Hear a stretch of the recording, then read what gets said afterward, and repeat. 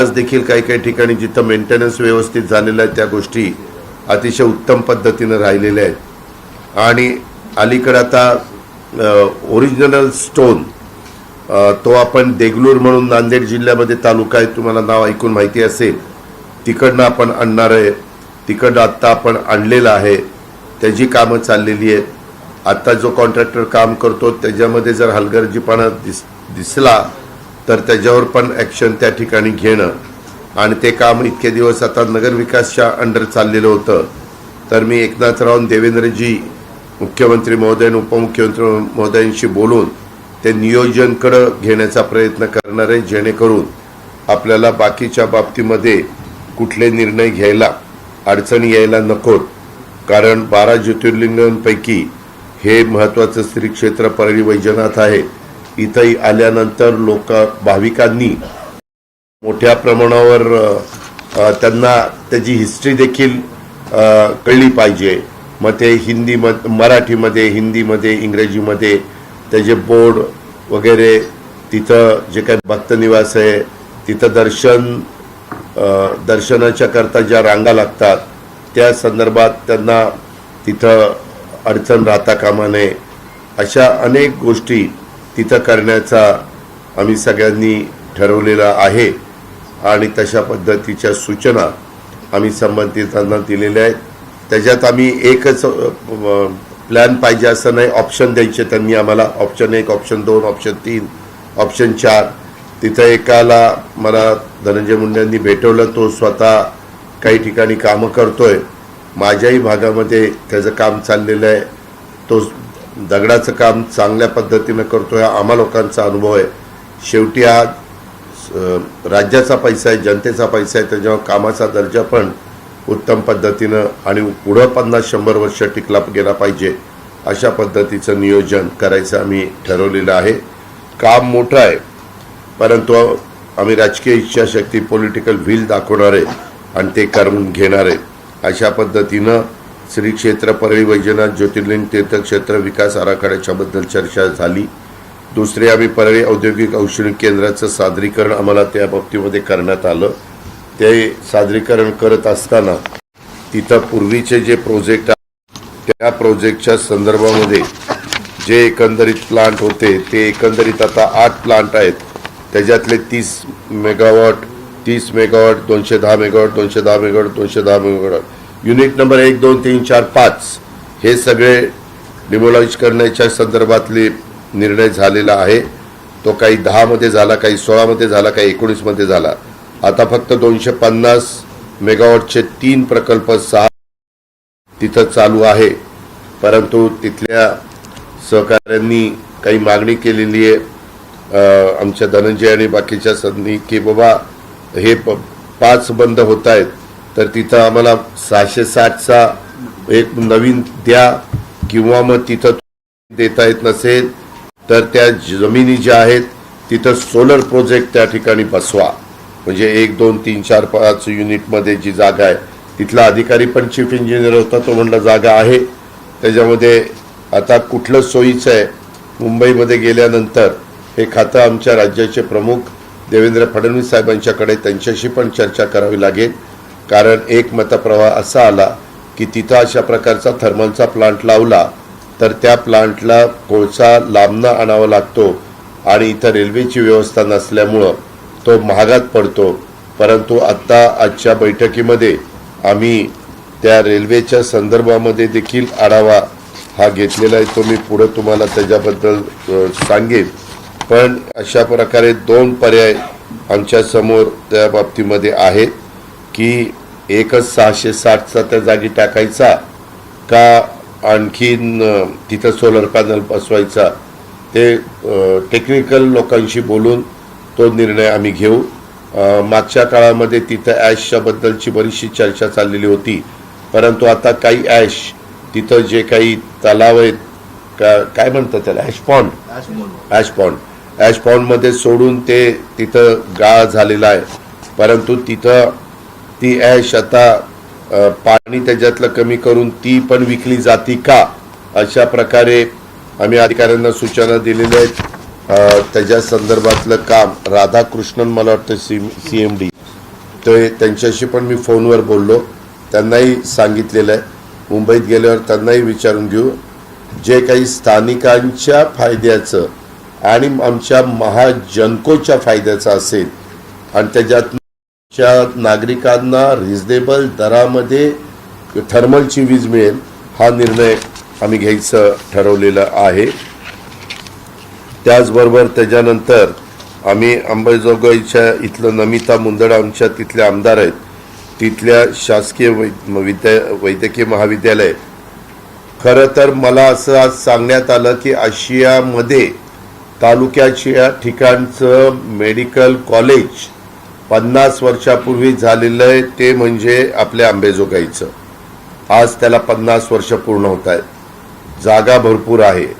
अजूनही बऱ्याचशा इमारतीचं बांधकाम बाकी आहे. काही इमारतीचं काम पाईपलाईनमध्ये चालू आहे.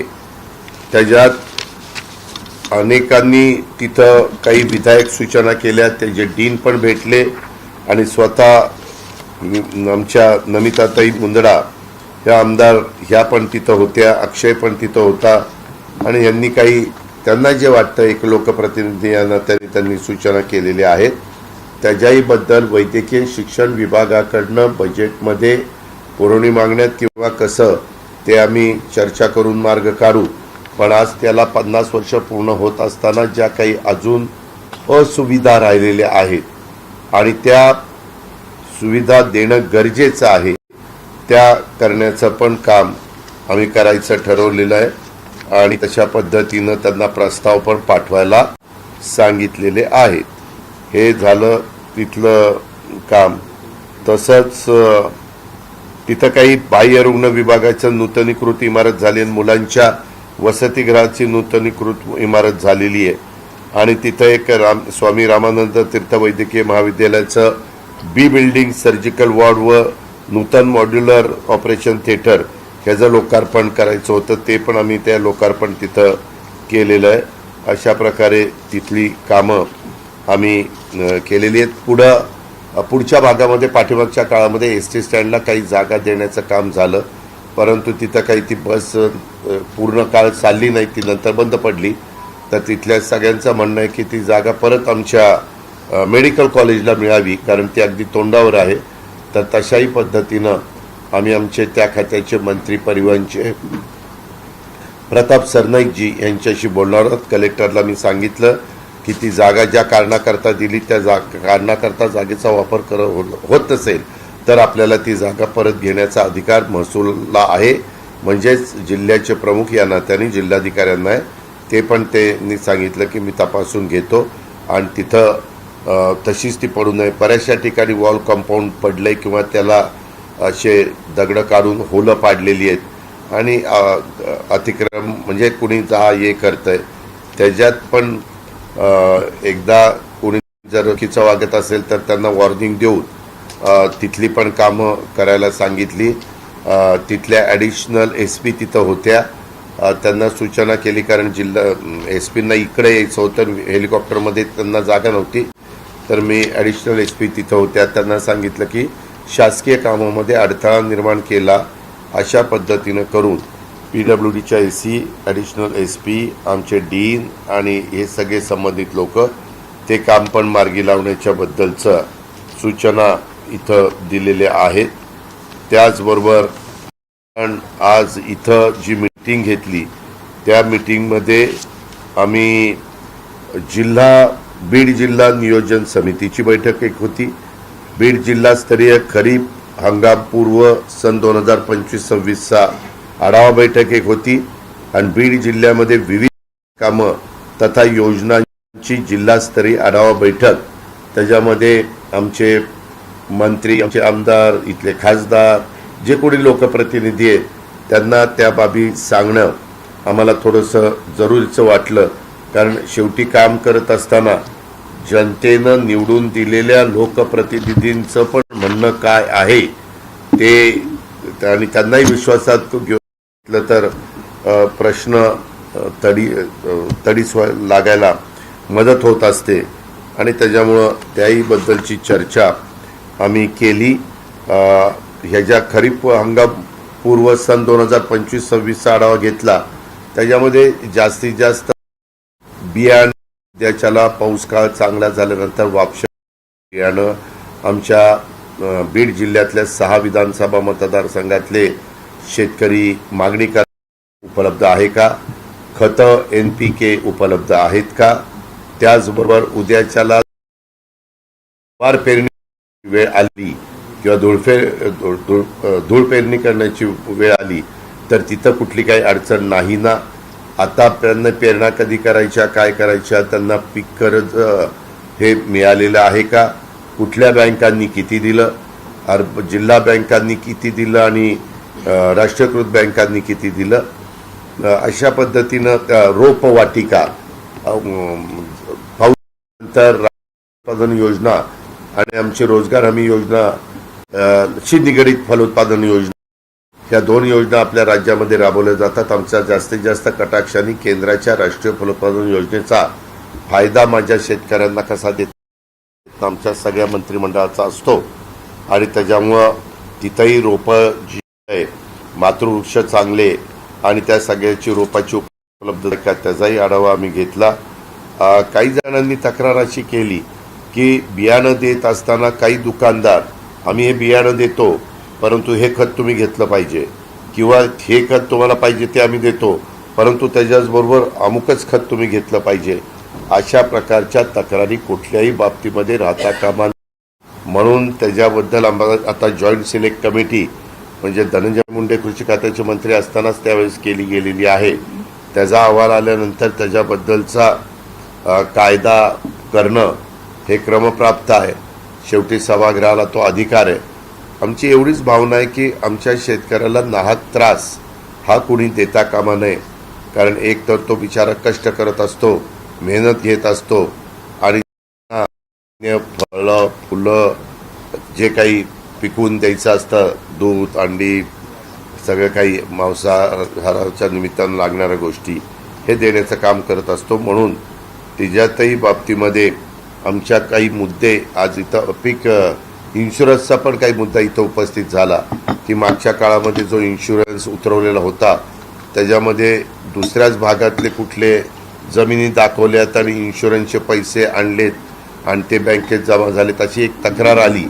त्याही बद्दल 21 राज्याचे साहेबांच्या समवेत सगळ्या राज्याची खरीप पूर्व आढावा बैठक आहे, खरीप हंगाम पूर्व बैठक, आणि त्या बैठकीमध्ये आत्ताचे जे विषय वरिष्ठ पातळीवर चर्चा करण्याची गरज आहे ते आम्ही तिथं उपलब्ध करणार आहे.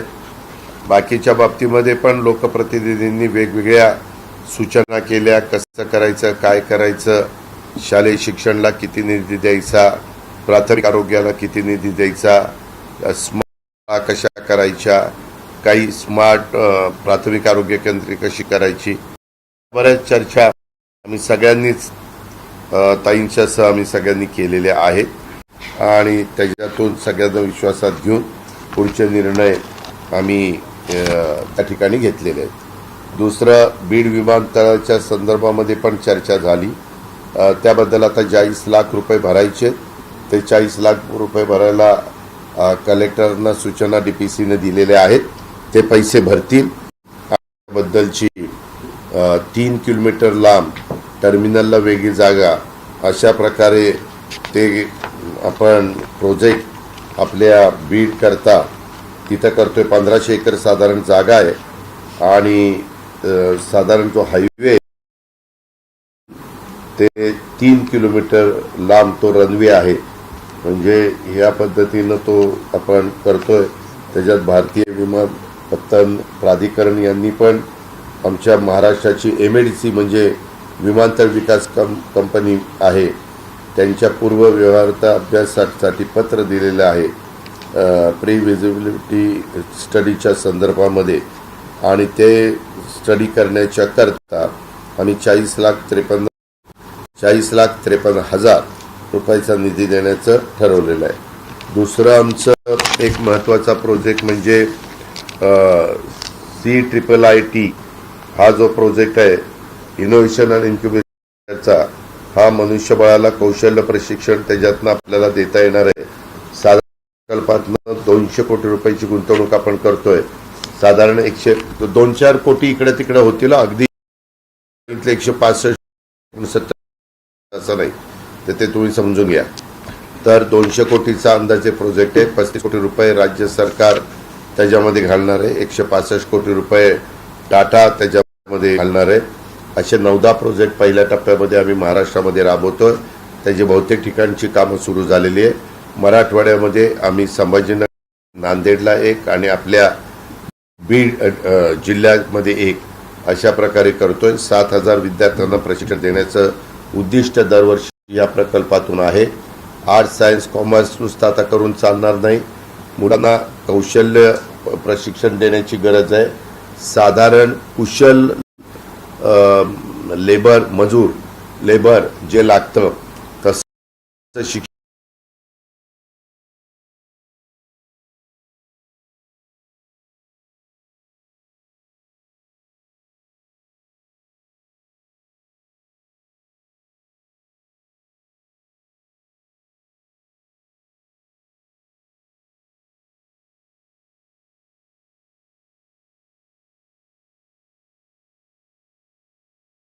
सुधारलंय. या प्रकल्पामुळे उत्पादन क्षेत्रासाठी लागणारे जे अभियंते आहेत, ऑपरेटर, तंत्रज्ञ, कुशल मनुष्यबळ हे इथंच आपल्याला तयार करता येणार आहे. आमचा टप्प्याटप्प्याने 36 जिल्ह्यांमध्ये जायचा विचार आहे. आत्ता साधारण 1600 ते 1700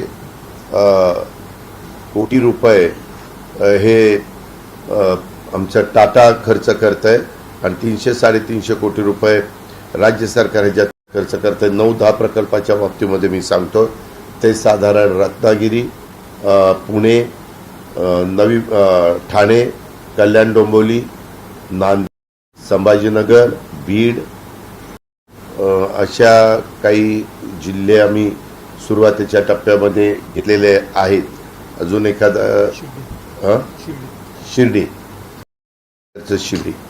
असे हे आहे. त्याचबरोबर ह्याच्यामध्ये 4.0 आणि इतर विघटनकारी तंत्रज्ञानाची अंतर्दृष्टी करा, पुनर्अभियांत्रिकी, प्रोटोटायपिंग, उत्पादनासाठी समर्थन, नवोपक्रम आणि उत्कृष्टतेला समर्थन व सहकार्य देणं, या वेगवेगळ्या सगळ्या ह्याच्यामध्ये गोष्टी आहेत. त्याचा निश्चितपणे फायदा आपल्या भागातल्या मुलांना मुलींना झाल्याशिवाय राहणार नाही. हे एक मोठी गोष्ट आम्ही आपल्या इथल्या सहकाऱ्यांना विश्वासात घेऊन त्या सांगितलेली आहे. बीड जिल्ह्यामध्ये आपल्याला एक विज्ञान म्हणजे सायन्स पार्क तारांगण हे करायचं आहे. त्याचंही प्रेझेंटेशन आम्ही दिलं. अहमदनगर, बीड, परळी, वैजनाथ रेल्वे मार्ग ह्याच्याही बद्दल रेल्वेचे अधिकारी पण आलेले होते. आमचं ऑफिस पण त्याचा पाठपुरावा करतोय. वैष्णवी साहेबांशी आमचं बोलणंही झालं आणि हा प्रकल्प लवकर कसा कार्यान्वित होईल याकरता रेल्वे काय केलं पाहिजे आणि आपल्या राज्य सरकारने काय केलं याच्याबद्दलचा आढावा घेतला. श्री क्षेत्र परळी वैजनाथ ज्योतिर्लिंग विकास आराखड्याचं सांगितलं. महाराष्ट्र पशु व मत्स्य विज्ञान विद्यापीठ नागपूर अंतर्गत नवीन पदवी पशुवैद्यकीय महाविद्यालय परळी, जिल्हा बीड, तिथं 75 एकर जागा ताईंनी उपलब्ध करून दिलेली आहे. त्यामध्ये 500 कोटीचा तो आहे. त्याच्याबद्दल आमचा वेगवेगळे विभाग कामाला लागलेले आहेत आणि त्याच्यात स्वतः त्या खात्याच्या मंत्री पंकजात ह्याच जिल्ह्याचं प्रतिनिधित्व करत असल्यामुळं त्यांनी पण त्याच्यात बारकाईनं लक्ष घातलेलं आहे. त्याच्यावर ते एक मोठं काम आपल्या बीड जिल्ह्याकरता आपण करतोय. जसं मगाशी 200 कोटीचं सांगितलं, CIIT तशा पद्धतीनं हे करता आपण करतोय. बिंदुसारा स्वच्छता आणि सुशोभीकरण, त्याबद्दल पण बराच तिथं कचरा टाकला जातोय. 6 किलोमीटर नदी ही आपल्या बीड शहरातनं जाते, तर त्याबद्दल पण आज आम्ही चर्चा केली आणि त्याच्यातून पुढं कसं जायचं आणि कुणी कुठली जबाबदारी पार पाडायची याबद्दल चर्चा झाली.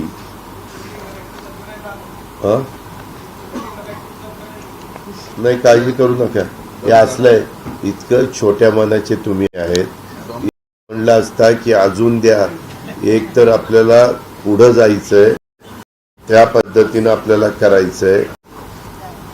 त्यामध्ये स्वामी रामानंद तीर्थग्राम त्याच्याबद्दल मी सांगितलं.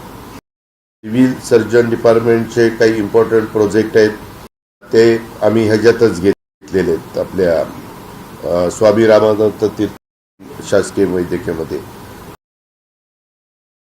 जिल्ह्याबद्दल पण आमची चर्चा झाली. आपल्याला काही ट्रॅक करायचे, तर त्याच्याबद्दलच्या काही आम्ही निवडलेल्या आहेत. त्यांच्या सगळ्या लोकप्रतिनिधींच्यामध्ये आणून दिलेलं आहे. नंतर शासकीय इमारत बांधकाम, जिल्हाधिकारी कार्यालय इमारत, मध्यवर्ती प्रशासकीय इमारत, महसूल विभाग इमारत, आणि आता त्याच्यामध्ये ॲड आम्ही केलेलं आहे सहकार भवन इमारत, आणि VVIP गेस्ट हाऊस कन्स्ट्रक्शन, आणि जिल्हा ग्रंथालय, ज्याला आम्हाला तिथं UPSC APSC ह्याचाही अभ्यास आमच्या मुलांना मुलींना बीडच्या करता येईल, आणि चांगल्या प्रकारे नवीन वेगवेगळ्या गोष्टीचा वापर करून आता ज्या ग्रंथालय बनतात तशा प्रकारचं ग्रंथालय आपण आपल्या बीड जिल्ह्याकरता बनवतोय. त्याच्यामध्ये काही फुले बुकड उद्यान विकसित करणं, चौकांचं सुशोभीकरण करणं, घनकचरा व्यवस्थापन, पाणी व्यवस्थापन. आता पूर्वीच्या तुलनेने अजून 100% प्रश्न सुटलेला नाही आहे, परंतु पाण्याच्या संदर्भामध्ये माजलगाव धरणातनं जे बीड शहराला पाणी येतं, पूर्वी फारच गॅप पडायचे, आता साधारण 7 दिवसाला येतं. परंतु आमची आज चर्चा अशी झाली, जे महत्त्वाचे नगरपालिका आहेत की तिथले प्रोजेक्ट, म्हणजे तिथले पिण्याच्या पाण्याच्या योजना, त्या सोलर पॅनल तिथं बसवून आणि त्याच्यातून विजेचा खर्च कमी करायचा, जेणेकरून आज खरी समस्या, एक तर शहरातले लोक लाईट बिल पण भरत नाही आहेत पाण्याचं, आणि पाणीपट्टी पण भरत नाही आहे. पण त्यांना विचारायला गेलं तर ते म्हणायचे, अरे 15 दिवसाला 3 आठवड्याला पाणी देत आहेत, कशाचं पाणीपट्टी मागताय. त्याच्यामुळं आता आम्ही ठरवलेलं आहे की पहिल्यांदा यांना व्यवस्थित पाणी द्यायचं, आणि मग हक्कानी आता तुम्ही पाणीचं जे काही बिल असेल ते आणि विजेचं बिल असेल ते त्या ठिकाणी द्या. अशा पद्धतीनं आम्ही पुढे जायचं ठरवलेलं आहे. त्याचबरोबर इथं एक सौताडा वन पर्यटन, सह्याद्री देवराई वन पर्यटन पालवनला, नंतर युवा शांतिवन वन पर्यटन पालीला, असे काही प्रोजेक्ट आम्ही त्याच्यामध्ये चर्चा केली. महाराष्ट्रात आम्ही काही प्रोजेक्ट केलेले आहेत, त्याच्याबद्दल पण मी वन विभागाला सांगितलेलं आहे. ते तिथली किंवा तिथली माहिती मागवतील, जेणेकरून इथं पण लोकांना थोडंसं पर्यटनाच्या निमित्तानं कुठे फिरायला जायचं म्हटलं तर तिथं आम्ही गझिबो, जे काही वन विभागाच्या परवानगीनं ज्या गोष्टी करता येतील त्या गोष्टी तिथं करण्याचं आजच्या मीटिंगमध्ये आम्ही त्याला मान्यता दिलेली आहे. असे साधारण मीटिंग आमच्या आजच्या या दिवसभराच्या मीटिंगमध्ये हे सगळे आढावा घेऊन आम्ही काही निर्णयाप्रत आलेलो आहोत. आता इथनं पुढं पण आमचं तुम्हालाशी उरकल्यावर जाता जाता एक कार्यक्रम आहे गेवराईचा, तो करून जाणार.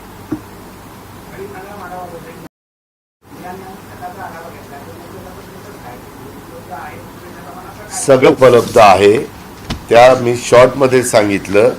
आता फारच तुम्हाला बारकाईनं पाहिजे ते पण सांगायची माझी तयारी आहे. कुठं पाटला कुठे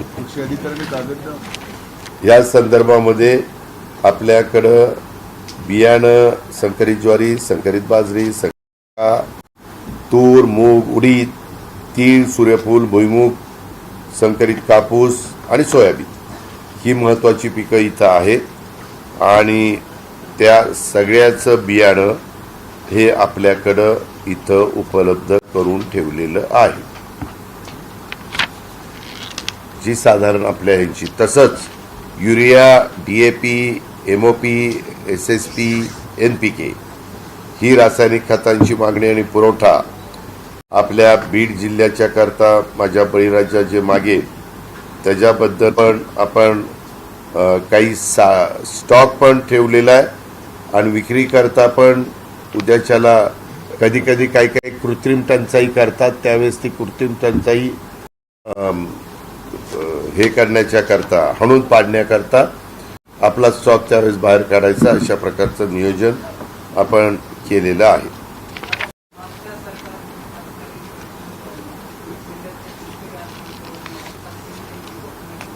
काय करायची?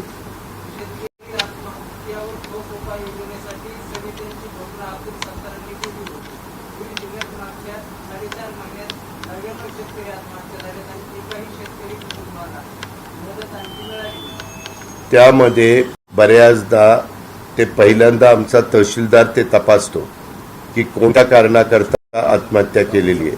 तुम्हाला माहिती आहे की राज्यामध्ये वेगवेगळ्या कारणांनी आत्महत्या केली जाते आणि कधी कधी त्याला ही शेतकऱ्यांनी पीक कर्जाला किंवा कर्जाला कंटाळून केली अशा पद्धतीनं बोललं जातं.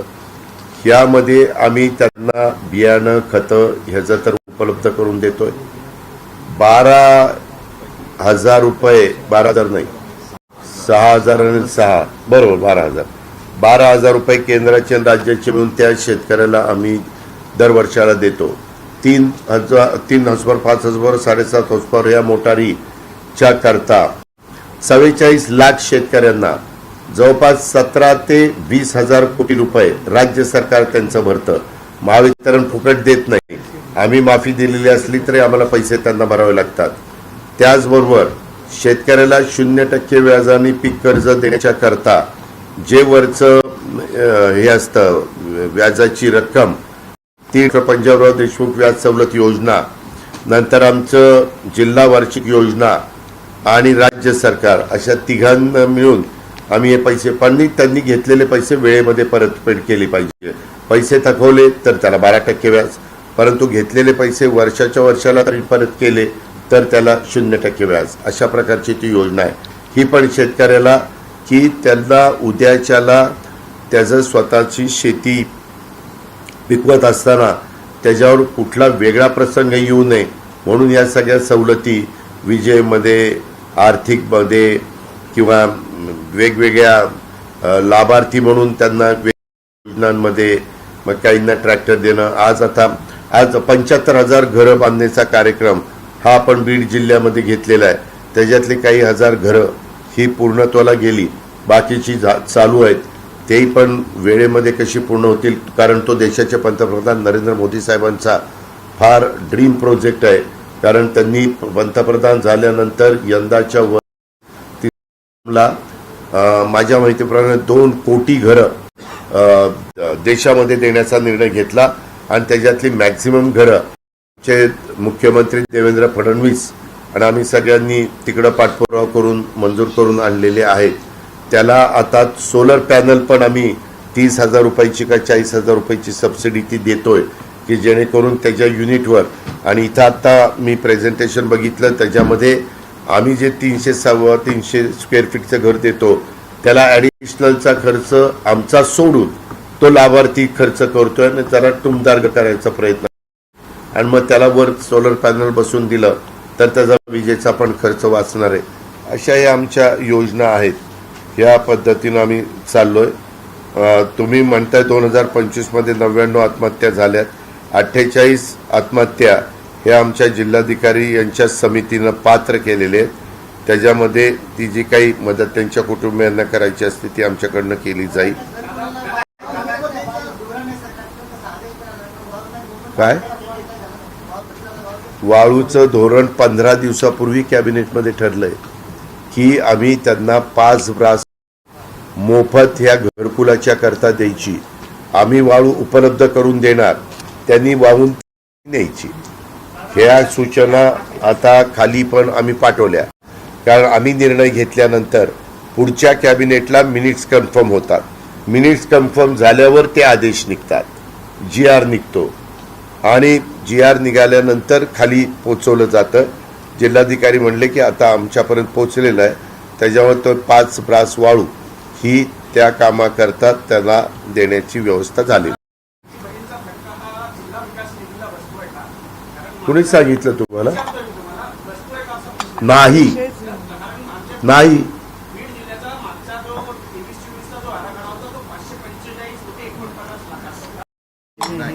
इतकं चुकीचं आहे. मला इतकं चुकीचं तुम्ही बोलता ते नाही. मी म्हणतो ना, मग तुम्ही खरं बोलत चाला ना. त्याच्यामध्ये यंदा सर्वात जास्त आजपर्यंतच्या ह्याच्यात आपल्याला 21-22ला निधी होता 242 कोटी, 22-23ला निधी होता 288 कोटी, 23-24ला निधी होता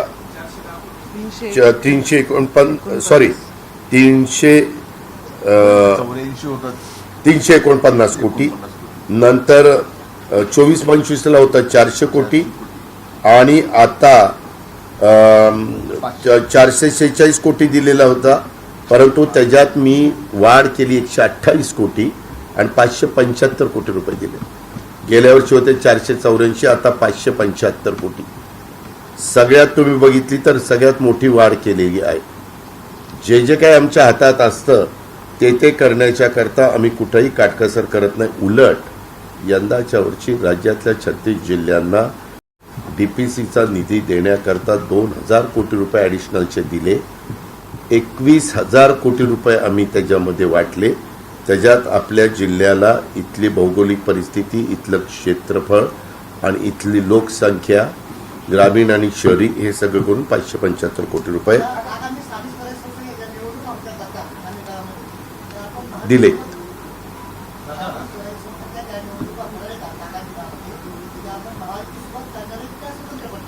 त्याबद्दलचा निर्णय वरिष्ठ पातळीवर देवेंद्र फडणवीस साहेब, मी आणि एकनाथराव शिंदे आम्ही घेऊ. त्या बाबतीमध्ये जो तो पक्ष आपापल्या पद्धतीनं त्या त्या जिल्ह्यात, त्या त्या गणात, त्या त्या गटात ते काम करतो.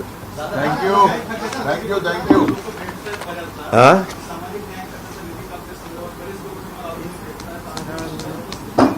वस्तुस्थिती अशी नाही. यंदाच्या वर्षी गेल्या वर्षीच्या बजेटपेक्षा 40% निधी हा 40 आणि 39 सामाजिक न्याय आणि आदिवासी विभागाला वाढवून दिलेला आहे. हे सगळं करताना अर्थसंकल्पामध्ये संपूर्ण सभागृह त्याला मान्यता देतं, कॅबिनेट त्याला मान्यता देतं, सगळ्या विभागाच्याकडनं त्या सगळ्या गोष्टीची चर्चा केली जाते आणि तसा निर्णय घेतला जातो. हे सरकार सर्व जाती धर्माला त्या ठिकाणी न्याय देण्याचा प्रयत्न करत असतं. त्याच्यामुळं उलट आम्ही यंदा वाढून दिला.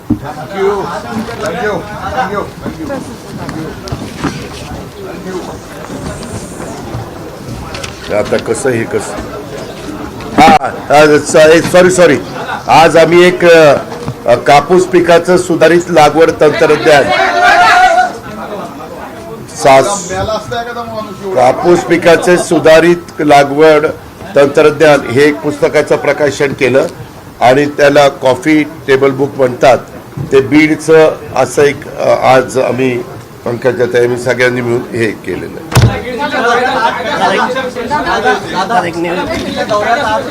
पत्रकार संघाची मला महत्वाचा प्रश्न आहे. तुमच्या दौऱ्यात आज VIP प्रोटोकॉल पाहायला मिळाला. अनेक रुग्ण 8:30 वाजेपासून 12 वाजेपर्यंत अंबेजोगाईच्या रुग्णालयात त्यांना जाऊ दिलं जात नव्हतं, अडवणूक करण्यात येते. त्यामध्ये मी नेहमी महाराष्ट्रात फिरत असताना मुद्दाम सकाळी 6-7ला जातो. तसं जर झालेलं असेल तर मी डीनला काय सांगायचं ते सांगतो. पुढच्या वेळेस मला तिथं जायचं असेल, काय तुम्ही इतके सगळे तुमच्या पद्धतीने तुम्हाला प्रश्न विचारायचा अधिकार आहे. परंतु ह्याच्या आधी कुणी तिथं कितपत कोण काय बघत होतं तुम्हाला माहिती आहे. मी प्रश्न सोडायला जातोय.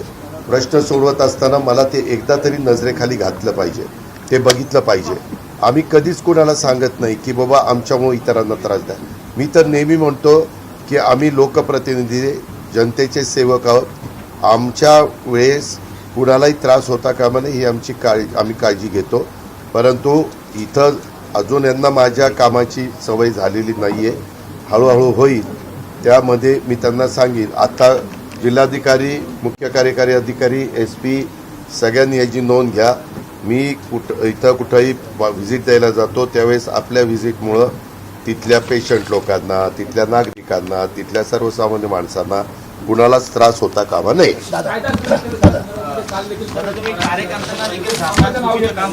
त्यामध्ये कायदा सुव्यवस्थेच्या बद्दल मी ताबडतोब त्यांच्याशी चर्चा केली. त्याच्यातले 6 लोक ॲक्टमध्ये टाकलेले आहेत. त्यांना जो काही कडक मोकोका वगैरे लावण्याच्या करता जे करावं लागतं ते पण केलं जात आहे. त्याच्यामध्ये अजून 2-3 राहिलेले ते पण पकडायला धरलेले. आता हे करण्याच्या मागं काय कारण घडलेले त्याच्याही खोलात जायला सांगितलेलं आहे. अशा पद्धतीनं जे वागतात त्यांना जात पात धर्म काही नसतो. ही विकृती आहे, ही गुंड प्रवृत्ती आहे. ती आपण ठेचलीच पाहिजे, तिच्यावर एक वकूफ बसवलाच पाहिजे. त्याच्या संदर्भामध्ये स्वतः मुख्यमंत्र्यांनी पण लक्ष घातलं आहे, आम्ही पण लक्ष घातलं आहे. काही सूचना पण जिल्हा पोलीस प्रमुखांना दिलेल्या आहेत. आज पण त्यांना DPCच्या निमित्तानं जो काही निधी लागतो त्यांच्या इन्फ्रास्ट्रक्चरच्या दृष्टिकोनातनं तोही आम्ही त्यांना मंजूर केलेला आहे DPCनं. अशा पद्धतीनं आहे. आणि ती तशा प्रकारची घटना घडायच्या आधी देखील काय घडलेलं आहे, कुणी काही केलं आहे का, त्याही खोलामध्ये जाऊन इत्थंभूत माहिती मिळवण्याचं काम चाललेलं आहे. परंतु मी आज ह्या प्रेसच्या निमित्तानं माझ्या बीडकरांना सगळ्यांना सांगतो की असं कुणी वागू नका. हे कुणाचंही सहन केलं जाणार नाही.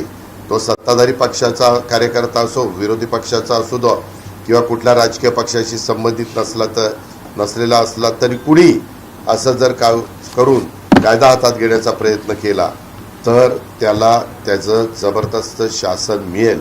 आणि त्याच्यामध्ये त्याला मकोका लावण्याच्या बद्दलची पण कार्यवाही नियमामध्ये, घटनेमध्ये, कायद्यामध्ये बसून केली जाईल.